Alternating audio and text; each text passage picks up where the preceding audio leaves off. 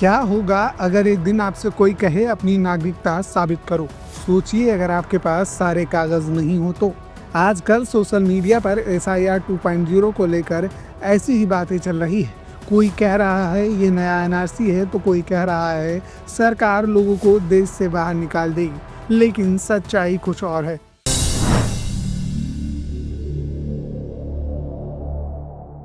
एक सरकारी प्रक्रिया जिसके जरिए देश में रहने वाले नागरिकों के रिकॉर्ड को अपडेट किया जा रहा है।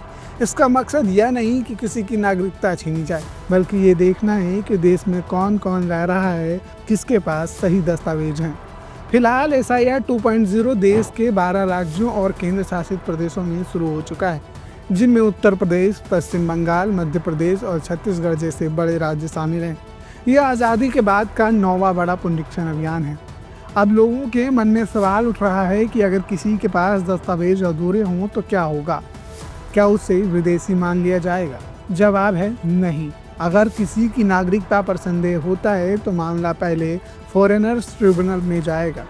वहां सबूतों और गवाहों के आधार पर फैसला होगा, और ट्रिब्यूनल किसी को भी विदेशी घोषित कर दे तब भी सरकार से तुरंत देश से बाहर नहीं निकाल सकती, क्योंकि किसी व्यक्ति को तभी बाहर भेजा जा सकता है जब उसकी नागरिकता किसी दूसरे देश की साबित हो जाए और वह देश उसे स्वीकार करे।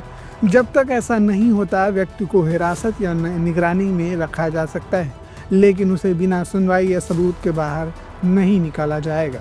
सरकार का कहना है कि SIR का उद्देश्य नागरिकता छीनना नहीं, बल्कि रिकॉर्ड को साफ करना है, ताकि भविष्य में भ्रम की स्थिति न बने।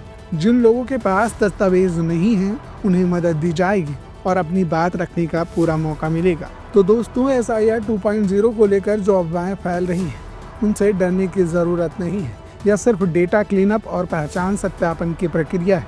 अगर आपके दस्तावेज सही हैं तो आपकी नागरिकता पर कोई सवाल नहीं उठेगा। यह पूरी प्रक्रिया कानूनी, लंबी और सुनवाई के साथ चलने वाली है। लगातार जुड़े रहने के लिए आयुक्त को सब्सक्राइब जरूर करें।